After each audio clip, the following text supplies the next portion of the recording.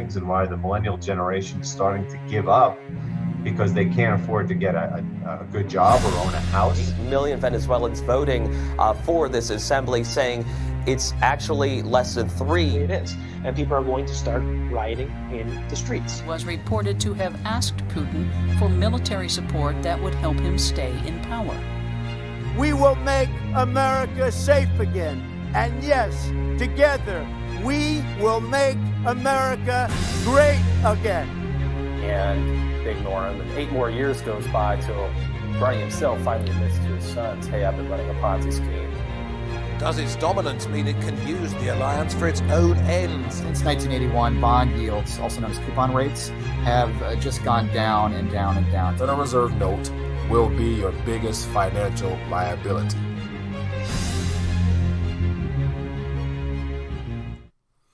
RTD Live Talk, trying this again, round 2. And so what I've noticed is that I personally did not receive a notification in regards to going live this evening. So I've also seen in the comment section as well that a few other people are not receiving notifications. So it's one of those things where it's outside of my control, apart from just encouraging people to make sure the notification button is on. But we're here now, definitely going to try to get as much as we can in. And so for those that are watching, feel free to let me know where you're watching from in a chat, or more importantly, there's a number above my head, 1-833-LIVE-RTD. Would love to hear your thoughts on what's happening, especially tonight's subject matter on what I consider to be probably the last credit push before the official recession begins. And it pretty much changes how we do business as far as borrowing and lending from the financial institutions. So with that being the case, welcome. My name is Mike, the host, Detroit's #1 late night YouTube talk show. Let's have some fun tonight. Want to find out what's in your mind. And so I got a couple articles I want to share with you. And as well, if you guys have anything that's on your mind that you want to share, feel free to let me know in the chat and we can make that happen. So with that being the case, give it a second before I actually get started. But what I'll do while I wait for more people to either be notified or to join us, I'm going to actually go through the comment section and actually just thumb through the comment section and acknowledge some people who've left some thoughts or whatnot with us. And definitely give you guys a shout out for taking the time to leave a comment. So I'll go right over to the comment section page and just thumb through a few comments here. And so in reference to the video I did earlier about PBGC to bail out Sears, 90,000 pension plans will be bailed out under this federal agency here. Someone mentioned, Dexter Dave says, pensions up until 2006 were promised a 7% return on their deposits.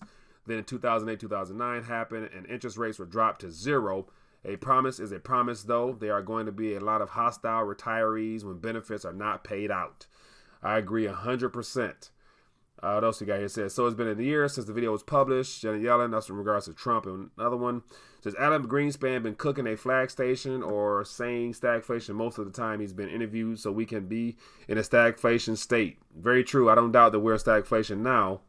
If you look at some of the increase in the everything bubble categories, as well as the decrease in some of the things that are not mentioned in reference to the CPI. So definitely possible. What else we got? It says, well done. Great info analysis. It says, where is he getting the gold? In reference to the Trump video I did 2 years ago. It says there, it said, this is the longest bubble of a dollar America has been in modern times. So we got some nice comments here. It says, get rid of the dollar graphics behind you. It makes you video look cheap. Appreciate the comment. So anyway, so just thought I would take a second to just show some love to the people in the chat. And as always, we're going to make the most of this evening. And so eventually, I figure we get more people tuned in. But with that being the case, we're going to keep it probably moving. Tonight's conversation, as you can tell, it's the last push for the credit increase or to improve your credit before the collapse officially happens, where it's something we can't deny. And this kind of stemmed from an article I want to share with you, as well as me having noticed that, I have a friend of mine that's, I guess shifting career pathways, and he's in the credit industry now, or in the repair credit industry. And so not only that, but yeah, especially through social media, I'm noticing more ads as well as more people in general, I guess, doing like little side jobs or side businesses or whatnot. So I assume there's probably more maybe affiliate marketing type of credit repair services out here nowadays. But it appears that everybody, or a good portion of your contacts probably, are doing something in reference to improving credit. And so if you scroll through your Facebook feed, I'm sure one of your friends in your social media feed is probably into the credit repair business. And so that got me to wondering exactly why is there such a credit push right now, apart from the fact that we're already at all-time highs in credit card debt. Why now? Why is this such a need for people to really improve their credit when most people are already over their up to their eyeballs in debt?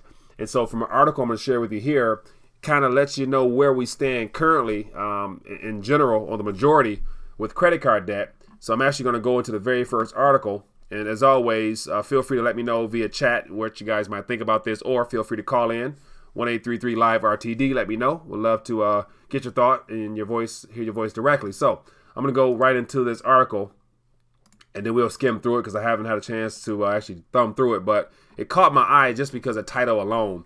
And it says, 1 in 3 consumers fear they will max out a credit card. So 1 in 3. That's a lot of people when you consider, I'm assuming this is referencing the United States of America as a whole, but we'll see. It says over 1 in 3, or 86 million Americans, say they're afraid they'll max out their credit card when making a large purchase. It says still, most Americans continue to take on ever increasing amounts of credit card debt. So that's kind of like a summary of what this article is going to be about, with some statistics to go with that. But thumb through a little bit more, find out what's going on. It says, to that point, it says most of the poll considered a large purchase as anything over $100. So according to this survey here done by Wallet Hub Credit Card Survey, it says most of those that were polled considered a large purchase as anything over $100. So there's a portion of the population that believe that anything above $100 might send them over the max, to where they're going to have some issues or probably be declined, if that's a possibility.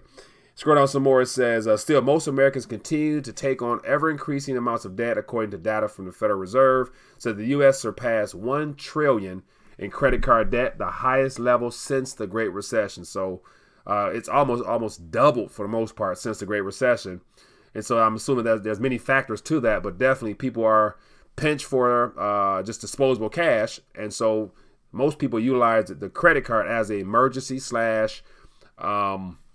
luxury tool to meet their needs as well as their wants. So there's going to be consequences to that. And it says the average household is carrying a $6,929 balance month to month. So almost $7,000 balance that people are carrying, and coughing up about $1,100 a year in interest, said Nerd Wallet. It says more men, 15% men were 15% more likely than women to have maxed out a card, as were millennials when compared with older generations. So not only are people carrying more debt than ever, it's almost doubled since the Great Recession, but men apparently are holding down the fort by maxing out their cards a little bit more than women. And so that's those are very alarming statistics in this last push, I believe, to get as many people as possible to take on as much debt as you can, just so it'll put more people in a tight squeeze when things hit the fan, as well as those that are extending the loans. They'll have more real assets that they can call in or default on when time comes to collect. And so that's definitely things we're going to talk about this evening. So more importantly, if you know anybody out there, if you have any friends, or even want to share your story as to the credit card situation, perhaps you weren't, a wise steward with the credit card side of things, you want to call in and share your stories or how you got out of it, feel free to do so. So I got a couple more articles here we're going to talk about, but definitely want to find out who's in the chat now. So we got Clint Eastwood from Ohio. How you doing, my friend? Appreciate you tuning in. We got Omni. He says there's about to be a whole lot of pissed off pensioners when more failures and incompetency takes place. I agree 100%. We got Ty Hunsu. How you doing? It says Faith. It says I'm just saving my money and other purchasing groceries. Yeah, man. That's real talk. That is real talk. And so a couple more articles here and a couple things that people may not have really noticed over the last, ever since the Great Recession especially, but more so I think it's 3 or 4 years ago, I noticed that in order to help people, in order to assist people with being able to get access to more credit, FICO had to actually change the standards to be able to help out majority of the population that were not worthy of credit. And so not only were people not borrowing during the beginning phases of this economic expansion, but they actually had to adjust the scores a little bit so that people could actually find a way to borrow. And so I got an article here, and this was as of last year, but I think it's very relevant because it has to do with another alteration to the whole FICO score that is designed to help people go into debt. And so it says here, FICO makes changes to boost credit scores. And this is from UPI.com. And so this was as of October of this past year. And so this was well before. This is like, so one of the latter end adjustments that was made to the credit score to help everybody out so that you can take on a little bit more debt before this last hoorah. It says FICO is planning a change in credit score calculations to include the management of checking and saving accounts, potentially helping thousands of borrowers. So basically, this is how, in my opinion, how bad and how desperate the financial institutions are, that they're looking to basically say, if you can, I wonder what the actual details are of this, but it says the management of a checking and savings account. So what does management mean that could help your credit score? So basically, if you have something in the bank, there's probably no limit to it, but if you have something in the bank and you probably don't have any withdrawal fees or something of that nature, you're then worthy of credit. And so just think about that. You used to actually have to have, somewhat of a decent job, a nice little gap of disposable income after your living expenses, probably some funds saved up, and usually, well back in the day before I was actually even involved in any of this matter, you used to have a deposit typically to put down on something. I heard deposits, back in the 70s, 80s was quite large, whereas now you don't need a deposit, and then to make it even worse, you don't even need a down payment. You get 0%, walk out, don't pay interest for 12, 24 months on a couch, a car, cell phone, you name it. So why is that? Because they are in need of this debt-based economy to go on, so they need more consumers. They need more people taking on credit. And so just the idea, without even going any further, that if you can just basically hold a banking account with something in it, you probably put $10 in it, your credit score goes up. And so give you an idea, it says some 58.2% of those with credit scores have a score of 700 or higher, but experts believe the pool of borrowers are largely tapped out. It says lenders have asked for other ways to identify more credit-worthy borrowers without increasing their risk by dipping into their subprime ranking. So this is what's happening, man. And so the reason I wanted to actually bring this up was because of that first article and the fact that it said 1 in 3 Americans, or 86 Americans, feel that they could probably overdo it by charging $100, or they may not even have $100 on a credit card to use in any type of situation. So definitely telling them what times we're in now. But my thing is, I want to get your thoughts on, why, in your opinion, apart from the obvious, to take you further into debt and to further bring nothing into something, or bring, basically just the whole idea of fractional reserve lending, of creating and expanding a monetary base through fractional reserve lending. Give me some thoughts that you guys might have as far as why that might be, as far as, this last credit push and the alterations of the credit score. Is it more than, or am I reading into it a little bit much? Feel free to chime in, let me know. Be curious to find out what you think. And so we got some more. It says the credit card companies hate my guts. I take. Says bonuses, free cash, etc. I give very little other than an annual fee. So Jay, so you in it basically for the bonuses, huh? Also, speaking of which, I would assume that if your credit's decent, or might not even have to be decent, but if you probably get a lot of things in the mail, as far as the too big to fail banks offering you bonuses and gifts for taking out accounts with them. And so it looks like the amount that they'll be willing to front you for making a deposit has increased. Because I remember years ago, it was like, set up an account with us, we'll give you $100, no hands barred, just have a direct deposit, you're good to go. I got something in the mail recently that said we'll give you $500 to set up an account with us. So I'm thinking like, man, from $100 a couple years ago to $500 today, a lot of people seem like they're getting desperate. It looks like a lot of banks rather seem like they're getting desperate because they want more new customers. It says if you can fog up a mirror, you're golden. So basically, if you got a heartbeat, you're good. You're on the credit side. Yeah, man. Says I will not ever borrow money from anyone again. Faith, that's a good thing there. Me myself, I try to borrow or do as little as I can with other people's funds because I absolutely hate owing people anything. It said Chris says that would explain my credit score went up to 812 when I had a higher balance on my Discover card, but it went down to 800 when I paid off a big chunk of that balance. So Chris, that's very interesting, my friend. You had an 812, but yet you got out of debt a little bit. You paid down some of your debt and they punished you by lowering your score. So what that tells me is that the more debt you take on, possibly, I'm sure there's more into it, but the more debt you take on and the more at pace you are to either making the bare minimums or a little bit above will help your score go up, or probably a lot faster these days because of all these alterations in credit score than it would have been years and years ago. But yeah, one of the big points that I really want to get at during this conversation, I might as well start it now. But I was trying to figure out the title of the subject matter for this evening, and I was going to put out there, will you even need credit during a monetary reset?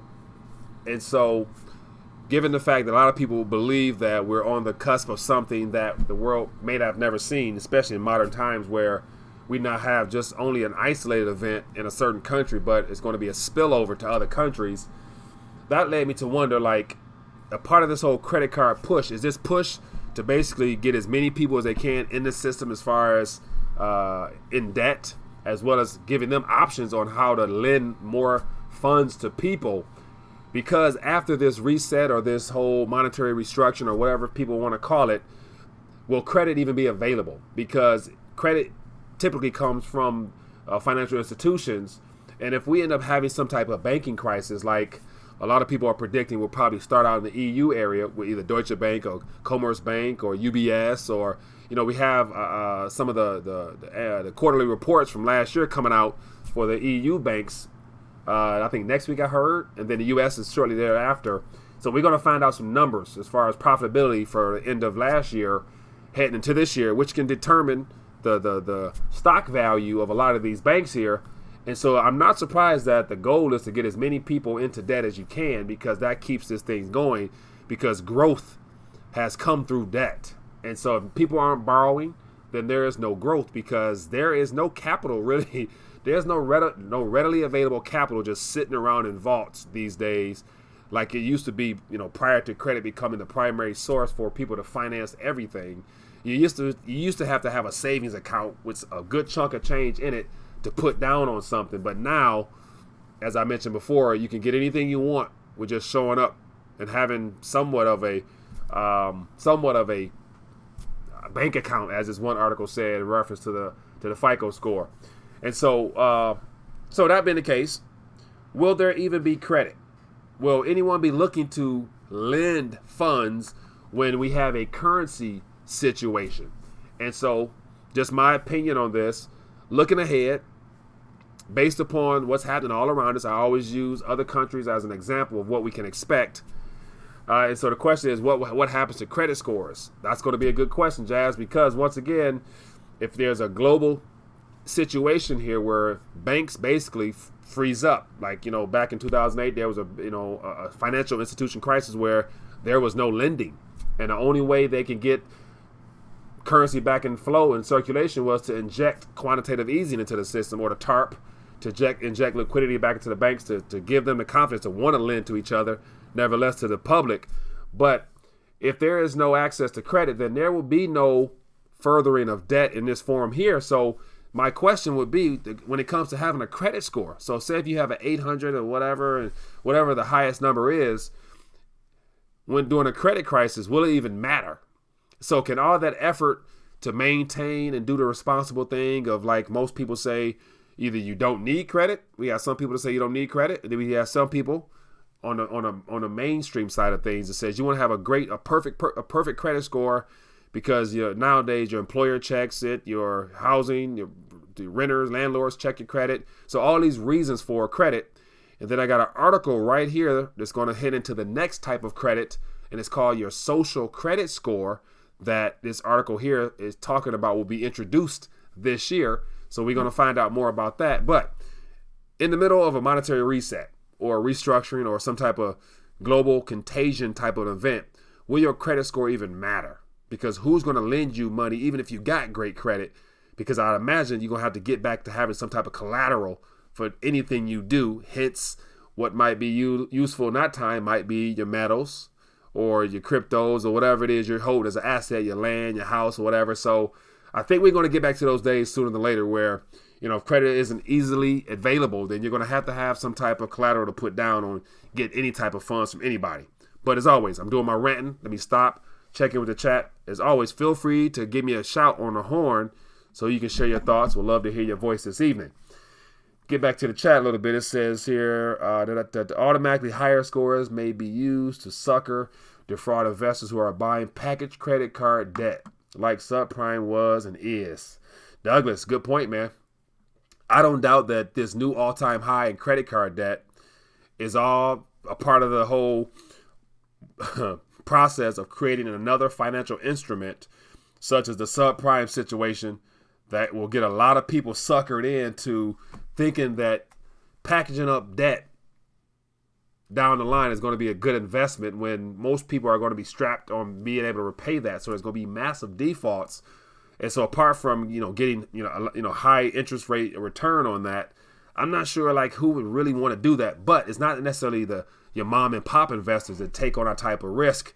It's usually the institutions like the hedge fund managers, the portfolio managers, the pension fund type portfolio people. Those that are stewards of other people's funds will probably find that type of stuff like junk bonds and all those packaged up deals of the yields, high returns as something of value. But once again, another example of junk debt that's not really doing much but causing issues is what's happening in Puerto Rico. So there's, millions, if not billions of bonds there that are on a verge of just basically being defaulted upon. And so a lot of, retirees don't even know what they hold in their portfolio, probably got some of that stuff tied in there. So they're going to find out, sure enough, in the days ahead. It says only the top 5 to 10% of credit scores will have access to any credit. It says you'll see folks with 680 get all credit cards shut off while those with 750 are fine. Jay, interesting thought there. So my question would be, in the middle of a credit freeze where the actual credit institutions, banks or whatever, MasterCard, Visa, all those pay processing centers, those boys are of no use. Is that possible? Would be another question. Hello, caller. What's your name? Where you calling from? Yeah, Mike, this is Doug from Nebraska. How you doing? I'm doing good. Daz from Nebraska. How you doing, my friend? What's on your mind this evening? Well, I'll tell you what, Mike, I got a question for you. What do you think is the real reason or reasons behind this government shutdown that's going on? Ooh, okay. This wall thing doesn't seem to make a lot of sense to me, but I'll let you talk. Yeah, okay, good question, good point there. And so over the last, several weeks now, we've gone back and forth every other night on this subject matter, and we all believe it's not about the wall. Now, what actually is the whole deal about? I think it's those things that are under the surface that the mainstream media will not be able to tell us because they may not know themselves. And so in the alternative media, we can come up and speculate with all types of dark, dirty type of secret type of things. But it's definitely something to do with the Democratic and Republic going back and forth, because $5.7 billion is not a lot of money to put in a package deal when you're going to borrow 40-50 billion anyway for this, just the budget, a quarter of this year. So the 5.7 lets me know that that's minor, so it has to be more. And so a lot of people have mentioned before it could be because of the flow of drugs in and out of this country. And so by shutting off that wall, we have people in the audience that say that we're trying to cut off the Mexican profitability in the drug cartel. We're trying to help some of the South American countries, have more of a say in the drug industry as well. So we got that. Then we got the human trafficking situation where we all know, or we all believe that right there, it has been, unfortunately, a major business that's been global. And I believe that our governments and a lot of political figures are all tied into that. And so that right there, it could be a part of the reason why. So it could be a tit for tat on the back end of who's going to control what part of the government is going to be exposed for being involved in any type of activity like that. So I think it has more to do with some of the dark and dirty things of our government than it's actually on the front in reference to immigration and the wall. And so that's kind of where I'm leaning to now. And so, but yet, once again, it's not until after the fact that we can look back and trace and connect all the dots and find out the truth. But just speculating, that's what I think it is as of now. How about you? Well, I don't know. I'm just trying to get your opinion on this, and I guess what I'm thinking maybe is are they going to try to get rid of the government? Rid of the Lay government? off these government employees and do something with like privatizing the government or something by firing all these employees if they can. And hey, that could be, and I mean that could be a possibility because I'm not sure where I heard it from, but I heard that after 30 days, the president has a right to call a national emergency in which he can lay off a lot of government workers or something of that nature. So, not knowing much about that, I wouldn't doubt that, that we all know that the government is a little bit too big in reference to the value they produce and bring it to existence. So apart from the fact that it's going to be a lot of people laid off if there was a major closure of a lot of portions of our government, but I think that will be a good way to kind of lessen our exposure to this debt because as of now, there's no way of cutting anything but laying off and downsizing our government, which I'm not against. So unfortunately, it'd be a lot of people losing jobs, but that means they'll have to leave the public sector and get into the private sector where, that's where the true economy and free market used to operate from. So now it seems like it's government led. Right, yeah. Okay. Yeah. Well, thanks for your comments, Mike. I appreciate it, my friend. Thanks. You're a smart guy. Yep, appreciate you. Thanks for calling in, my friend. Yep. Have a good one. Yep. Yeah, man. Good stuff. Good question. And so, yeah. The government shutdown is a whole another topic in of itself, but yet definitely something we can cover. So as always, as we hear more news and as the days go on and more people are not getting paid, there's more institutions that are doing what are labeled humanitarian type of aid and doing special things for people who are on government, having government issues, such as a hospital here in the city of Detroit. I heard, or was told rather, that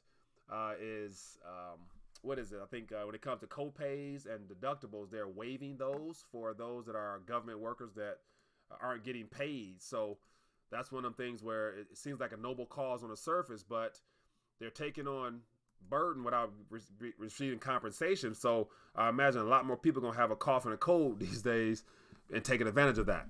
Hello, caller. What's your name? Where you calling from? Hi, yes, this is Chris. I'm calling from Sarasota, Florida. How you doing? I'm doing well, my friend. Chris from Florida. What's on your mind this evening? Good. Hey, I got a great story about a credit card. My wife had this credit card. Mm-hmm. We were about to pay it off, and conveniently, this credit card company actually lost our apartment number.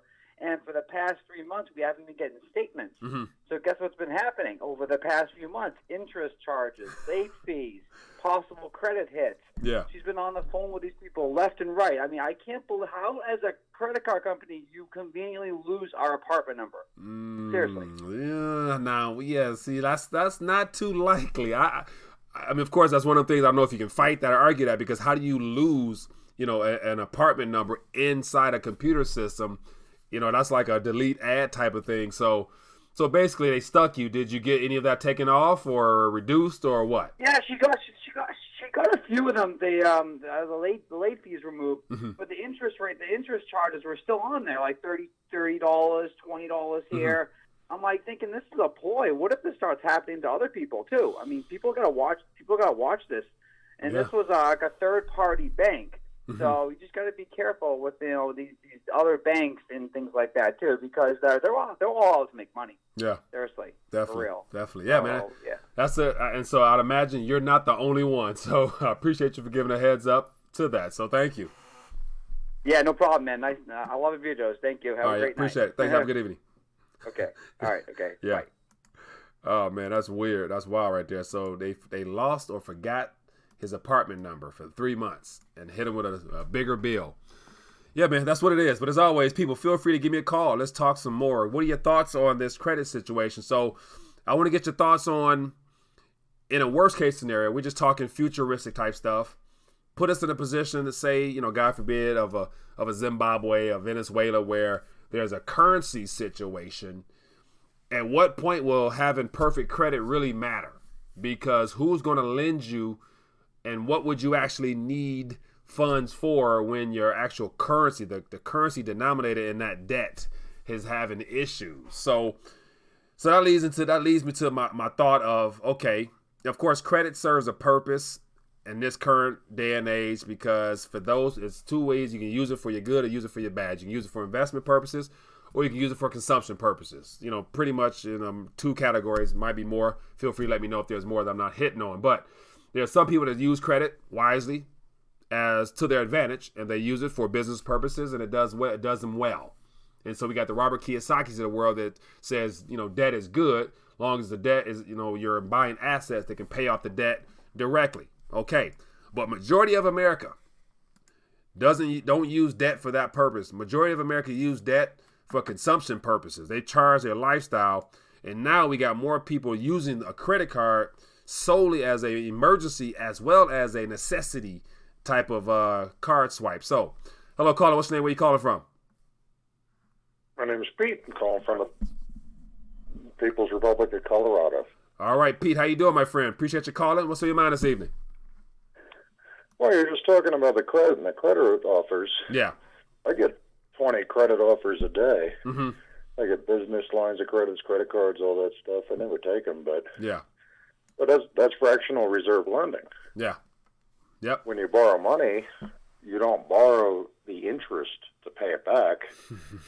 So it has to increase at an exponential rate. That's just what they have to do to exist. Mm-hmm. Very true. Now, let me ask you a question. So knowing that that's how the whole system operates, now moving forward, if we enter into some type of monetary crisis or something in comparison to what some of our neighboring countries have experienced, i.e. when it's a currency situation, will do you think the whole credit score and the need for maintaining a credit score will really matter or be something that people will be concerned with if there becomes a currency issue? Well, to your point, the only thing I'll contribute to that is, and I do want to make a second point later, Go ahead. Is that obviously at some point, no, your credit score won't matter. At some point, credit won't be available. But you should live your life today before any of that happens, where it doesn't matter and you don't need to borrow the money in the first place. Right. I agree. I do agree. Good point there. And so, I mean, as far as if you're living a life, and to go to the shutdown, which is the other part of your conversation tonight, if you're living a life where you have one source of income and no reserves, you're either uneducated or, not disciplined, but that's a very risky way to live life. And it doesn't matter if the world collapses or not, you shouldn't be living that way to begin with. Very true. Very true. Now, a lot of people, unfortunately, as the article I mentioned earlier, 86 million Americans, it says that $100, they're concerned with, probably swiping $100 and going over and maxing out or extending their credit or something. And so it's good to say a good portion of the population, unfortunately, is not aware of the idea of diversifying, having multiple streams of income and just doing things or having educational resources to have a higher income. And so as for someone to share some wisdom, any advice or tips or anything of that nature that come to mind that you would recommend someone to a book to read or something just to get you thinking for someone who might be looking for ways to diversify and increase their ways of earning and making? Well, when I was a kid, I would have a job, and I would do two jobs for myself on the side. The only thing I would say, though, is that the whole debate is skewed because everybody thinks of income in reference to being employed. And that's the flaw to the debate in the entire system is that, I don't have a job, but I have 11 sources of income. I don't have to pay earned income tax on all my sources of income.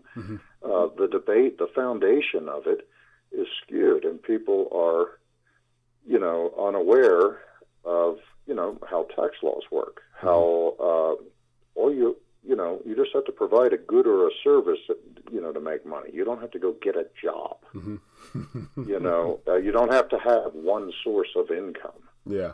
And as an aside, I'm basically retired. I work, at a school coaching sports. Mm-hmm. And I talk to my kids about that. I listen to what they learn in their financial education class. It's just go to school, get a job, pay taxes, buy a house, invest in well-diversified mutual funds. Yeah. And that's just a path to ruin. And I get more interest out of the kids when I talk about finance than when I talk about wrestling or baseball or football. I mean, because it's just so foreign to them. And, everyone's just, compelled to just go get a good job, get a better job, make more money, and they're just playing a losing game. Right. All the government shutdown workers, they're just people who have a job and no reserves. Yeah. And when the inevitable happens, like to quote Dave Ramsey, I promise you something will go wrong. Mm-hmm. Good point. Of course something will go wrong. Yeah. How can you live your life with one source of income and no reserves? That's insane. And Right. that's what we as a society collectively believe. And it doesn't matter when, a flawed system inevitably corrects itself. Mm-hmm. You shouldn't live your life that way now. Right. Before it happens. Good You point. shouldn't need the credit now before it happens. You shouldn't finance your groceries. Yeah. Good point. Well, hey, Pat, I appreciate you calling and sharing your thoughts. Definitely got to have you on again, my friend. I think you called in before, and I want to say a couple people in the chat mentioned about trying. I think if you did call in before, I think a couple people mentioned about having you on the show as a guest. So, it seems like you. Oh, well, no. When I called in before, I was. All I did was ask you open-ended questions, and I didn't state a single opinion. Yeah. And I enjoyed your response, and definitely, when I called in before, I just spoke to education, and there's two sets of rules to our society. Yeah. And the majority of people are only aware of one set of rules, and they're all competing with each other on one set of rules. And I live by an entirely different set of rules. Mm-hmm. Not rules that I make, but that's just what the rules are. Yeah. Well, and also being on the inside, I'm just.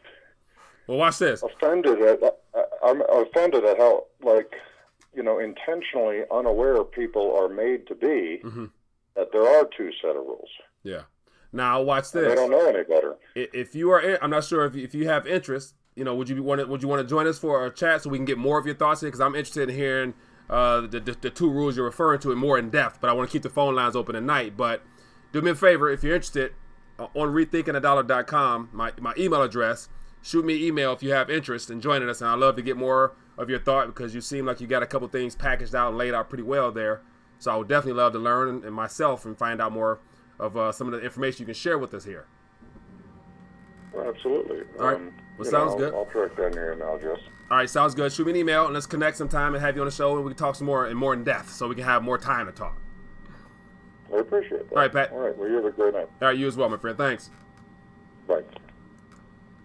Yeah, man, good stuff, Pat. As always, definitely hope you can get with me and we can get you on here.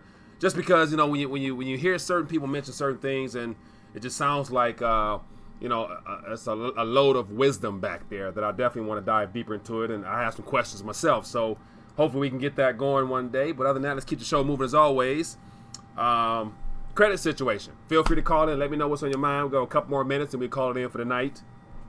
But the most important thing is the need of credit and how credit has become not only a crutch, but it's become, how would I put it? It used to be an aid, a tool to be utilized probably, I'm not even sure, probably well before I was born. I'm not even sure how the credit card industry came about, but during my adult years, what I've noticed is it's become a primary source of income for people. So that's unfortunate, and so it's going to be a day of reckoning that will be very problematic for a lot of people.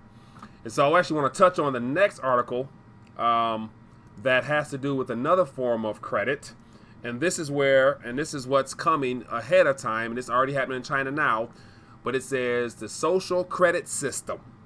Social credit system E-scooters, biotech predicted to make the big impact in 2019. So this was as of January 2nd.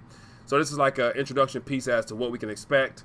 But when I saw the words credit, social credit system, first thing that came to mind was this credit score system that's going on in China right now. And so let me see, I'll thumb through it to see if I can grab anything. But it says, David Chang, Vice President of DCM, also pinpointed China's new controversial credit system and its impact on lending. It says data from the social credit score that allows citizens to build trust with lenders based on shopping behavior and social media activity is being used by two lenders, Sesame Credit and China Rapid Finance. So two companies right now are utilizing this technology.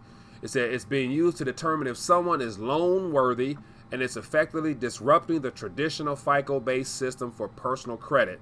He expects that the world will be watching to see how successful the program is in 2019. If it is a success, he expects that this new lending practice will have an influence on lending internationally as other countries race to follow suit and potentially render FICO-based credit system a thing of the past. So here we have two credit issuers in China that bases your credit worthiness or your loan worthiness based upon your social media activity, your shopping behavior, and what else? So that's basically it, plus some other things. But as of right now, where do you guys stand? Let's talk about this a little bit. And this is probably the last subject matter for this evening. But think about this. If FICO is on its way out, because as you see, they've made several alterations over the last couple of years to make everyone a little bit more credit worthy, and it's starting to bite people in the butt. As it says, 86 million Americans can't probably swipe more than $100 before they probably go belly up or something of that nature. So now the next wave to either promote credit or credit during this next restructuring process or whatever it's coming could be a social media / your behavioral, your shopping behavioral, to see how, what, why you buy certain things, and if you buy things that are recommended by the government, you might have a higher score. I'm not sure how that might work out, but if we have any people that know individuals in China and are part of that system and want to find out some details, feel free to get back with us. But question is for you right now this evening in the chat, or give me a call. If your social media presence and all your social media activity right now played into your score, your credit worthiness, would you have a high credit rating?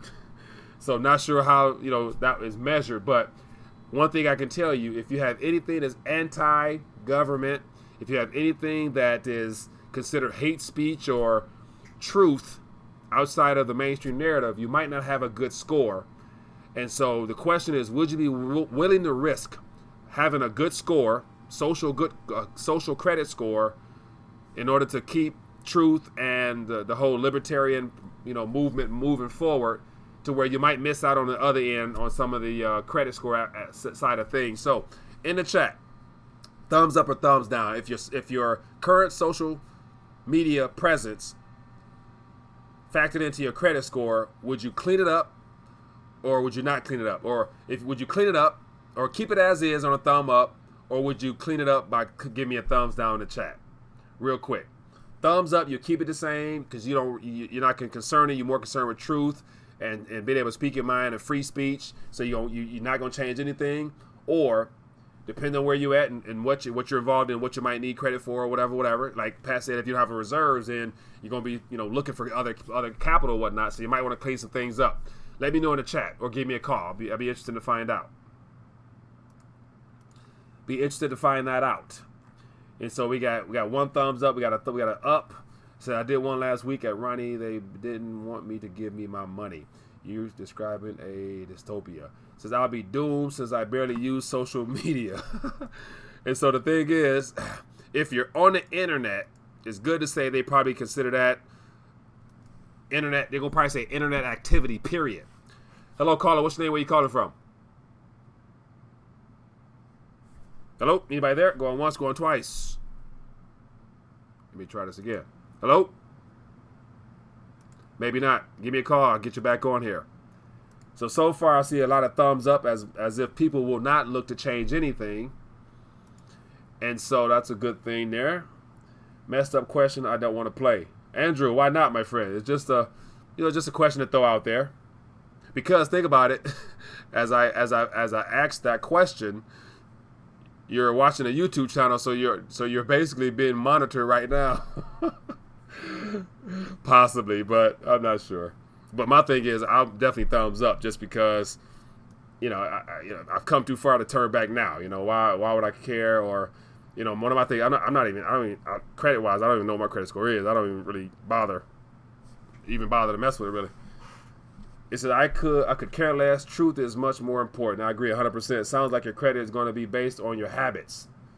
Very good point there. So who you know, where you go, what you do, whatever you. So here's the thing: like, how would they be able to track that apart from knowing your internet access?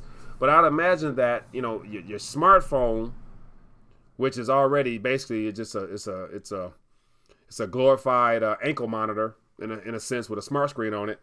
They can track and tell what everything you do anyway. So all payments, anything to do with how you spend in this next portion of the global economy, will be monitored via some type of digital blockchain type of thing. Hello, caller. What's your name? Where you calling from? Mike, Tim, Colorado. Tim, how you doing, my friend? What's on your mind this evening? Good. So basically what we're talking about, Mike, is how many different faces you can put on a Ponzi scheme, because that's what we got going here, worldwide currency. Yeah. And so, this social credit score is just a deviation from that, which we're all controlled by energy, which is currency or money, whatever you want to call it, but it's really energy. And so they're gonna, the social credit score is just another tangent to the whole thing, to where they have complete dominance. And you're touching on the root cause of the problem, and that's what it really turns into: a new world order, world dominance, and they control you through some form of energy, which we call currency and money. Yeah. And then they're gonna, we've already talked about this, but I think for sure they're gonna go with a blockchain technology, unlimited quantity, and if you don't like it, it's all illegal. You can possess it, but you can't move it. So you might be heavy, but you haven't got anywhere to go. Yeah. Good point, man. That's a good point there. So, yeah. Yeah, that's a different way of looking at it, but definitely. Good stuff there.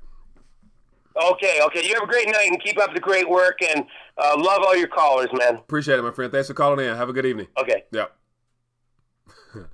Yeah, man. Good stuff is always. So, looking for the feedback on the social credit score there. I think there's a lot more people watching than I saw thumbs ups or thumb downs. And I want to say I didn't see any thumb downs. And so I see a lot of 5G being mentioned. So 5G, oh my goodness, that's going to be something else. I want no part of 5G. I want no part of that. I'm thinking we don't even have 4G LTE in most of in a good portion of the country primarily to have 5G. So yeah, the health ramifications of that, and just you name it, man, that stuff is not going to be pretty. It says in China they have 500 million cameras watching their every move. Malcolm, good point. See, the closed caption TV is everywhere. I've saw several videos, and because I follow a couple of Chinese news sources that talk, I can't understand what they're saying, but I watch and listen and watch. But I saw something the other day where they had closed caption television where they were monitoring a street, and every time somebody walked by, it was like a blue image pop up on their face, like a little checkpoint, the cheekbone, your nose, and basically an ID system for everybody to walk by. And it's like it gave a little description as to height, weight, number. I'm like, whoa. So it's good to say that type of stuff is already present here. We just don't know about it. But I'd imagine it's going to be linked in that 5G stuff, and they're going to have cameras right under the satellite dishes or whatnot. So, yeah, man, it says 5G is honestly bad, and I say that from the basic same part of me. It says, should I stop investing in a 405B plan? Moses, man, I can't give financial advice, but based upon everything we thought here and everything we believe is coming, the question is, do you think that 457B plan is going to be there, and what's inside of it? Will you be able to access it? And then if you can't access it, what can you actually do with it if we have a currency situation down the line? So with all those things thrown out there, do some homework, do some research, and just, 4 or 5. And then, so, knowing what that is, I'm not really too confident in parking something in somebody's possession with the idea of being able to get it back down the line, because as we're seeing more and more people, they're made promises, but they're not gonna get 100% of their promise. So that's one thing that will keep me personally from parking anything in somebody else's possession based upon a promise of growth down the line, because as we are going to see, there's some issues with growth right now.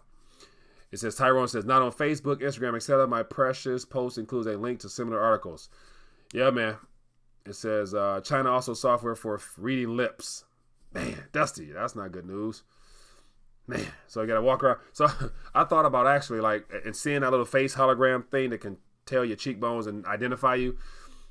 Mark my words, if it's not happening already, but as a part of a fashion line, there's going to be somebody that comes up with some type of facial, wear some glasses and with fake cheekbones. Basically, there's going to be people where you can buy a name brand artificial face designer costume to hide your features so that you can walk and have somewhat of some privacy in those type of areas. And they might make them illegal. They may say you can't wear nothing on your face so we can identify you. Minority Report. Man, that's a good one. Legendary Lou, that's a very good one there. It says, what if 5G in China is for good and the U.S. for bad? Tony,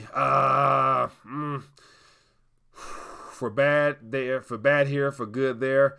They got way more people, even though those people are well indoctrinated and they're not, rebellious towards the government and they don't have guns. So, yeah, I don't know.